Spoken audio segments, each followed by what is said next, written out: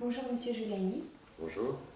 je vous remercie de nous accorder cet entretien et je présente en quelques mots notre intervenant d'aujourd'hui. Donc, c'est l'un des fondateurs de la Fondation Robert Schuman, l'actuel président du conseil d'administration de la Fondation Robert Schuman, chevalier de la Légion d'honneur, officier de l'Ordre national du mérite de la République française et l'auteur de multiples ouvrages sur l'Europe.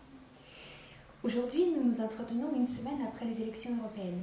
Quels enseignements peut-on tirer de ces dernières élections au Parlement européen ? Déjà, une déception par la très forte abstention. Il n'y a eu que 43% de participation. Ce n'est pas suffisant au moment où le Parlement européen gagne des prérogatives, devient un législateur à part entière, qui compte dans les institutions européennes.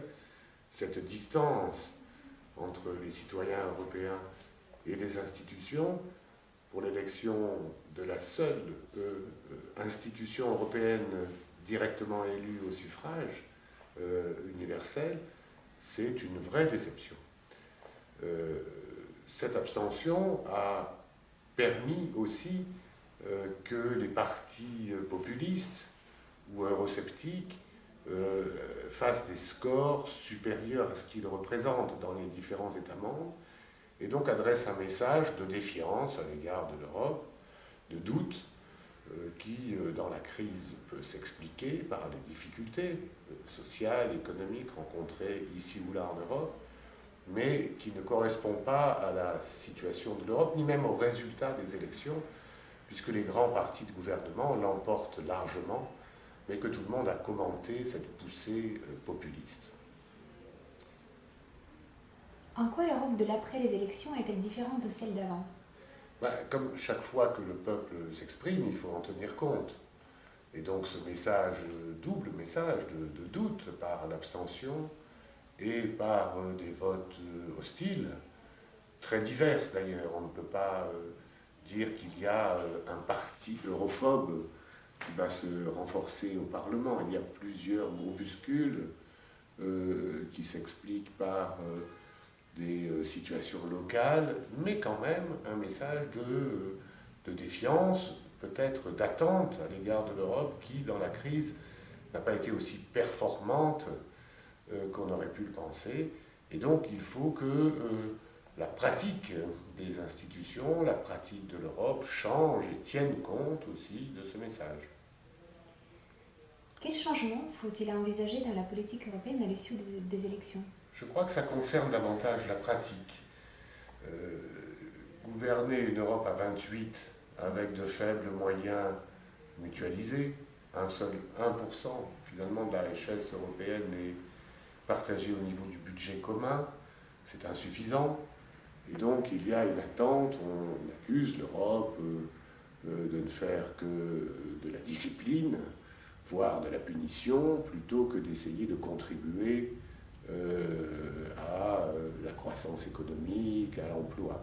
C'est largement injuste, parce que la responsabilité première des situations économiques, elle relève des États membres, mais c'est vrai quand même que la Commission européenne, le Parlement, le Conseil, qui réunit les ministres, doivent tenir compte de ce message et changer la manière dont ils pratiquent.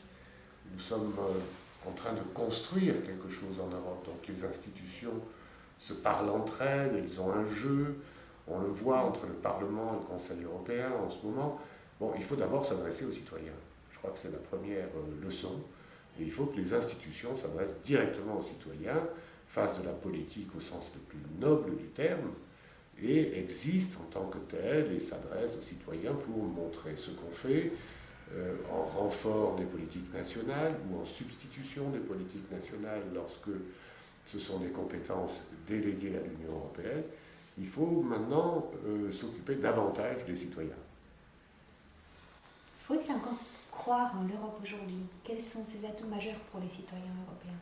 Oui, il faut continuer à croire en l'Europe. C'est un projet de longue haleine. Lorsque vous regardez l'état du monde aujourd'hui, vous apercevez que tous les continents sont un peu déstabilisés par ce qui se passe. Ce qui se passe, c'est cette globalisation. La planète est devenue un village.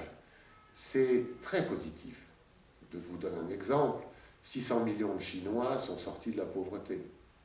Je ne sais pas exactement le nombre d'Indiens, mais ça doit être à peu près de la même proportion.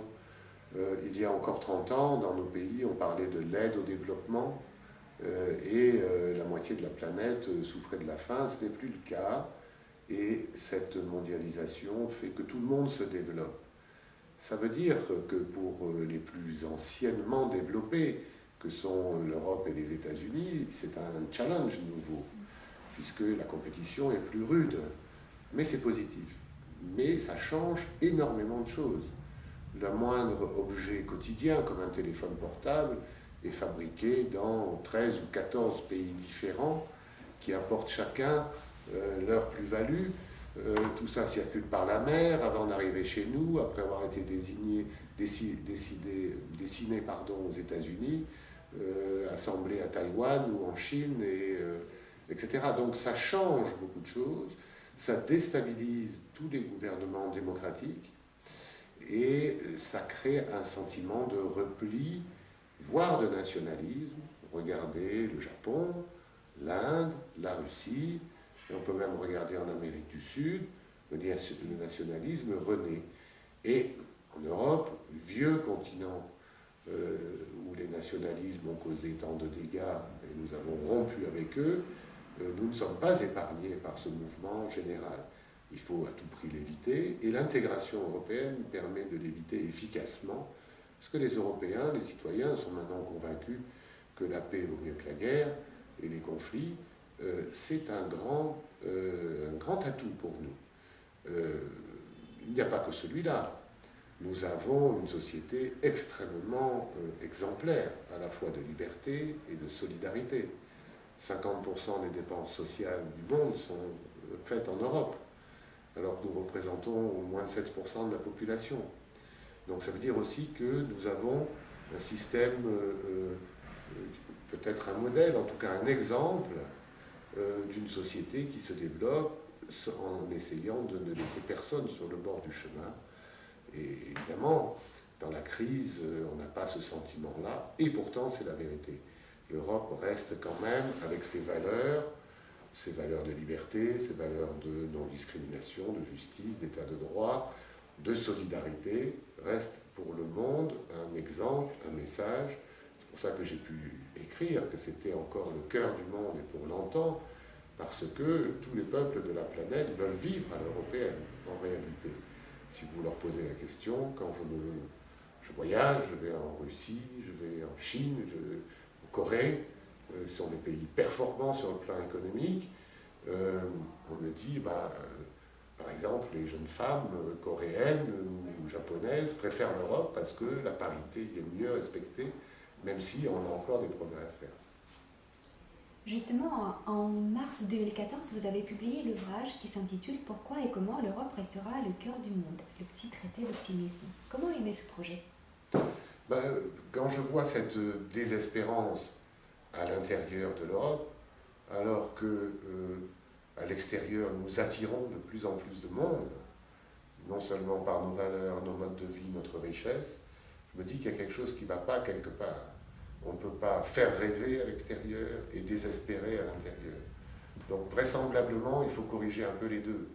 C'est-à-dire qu'il n'y a pas que l'Europe qui fait rêver, il y a aussi d'autres sociétés, il faut être respectueux et le reconnaître, mais il n'y a aucune raison de désespérer à l'intérieur. C'est vrai que nous vivons la première crise grave depuis la création de l'Europe, mais nous restons encore extrêmement riches et solidaires. Et il faut le dire, même dans les difficultés. N'est-ce pas, aux États-Unis, la crise des subprimes en 2007, qui a causé la crise en Europe, c'est 2 millions de foyers jetés hors de leur maison.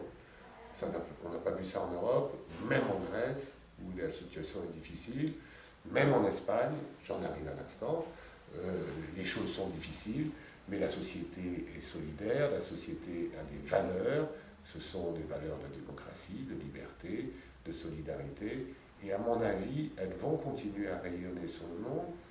Ça nous impose quelques réformes pour être plus performants, pour être plus exemplaires, pour que la dimension européenne soit mieux valorisée. Et ça impose aussi à nos gouvernants de réagir fortement, et c'est difficile. Si vous aviez la possibilité de rajouter un chapitre dans cet ouvrage à l'issue des élections, quel serait-il? Ce serait vraisemblablement un chapitre pour vraiment condamner et éviter le repli sur soi, qui conduit parfois au nationalisme, dont on connaît tout à fait l'issue. Ce sont les conflits. Ils commencent par des conflits commerciaux, politiques, ils se terminent par le pire, la guerre. On a réussi à l'éviter. Nous sommes tous convaincus en Europe qu'on ne va pas connaître la guerre. Nous sommes en fait la première génération qui ne l'a pas connue du tout. Le risque est toujours là.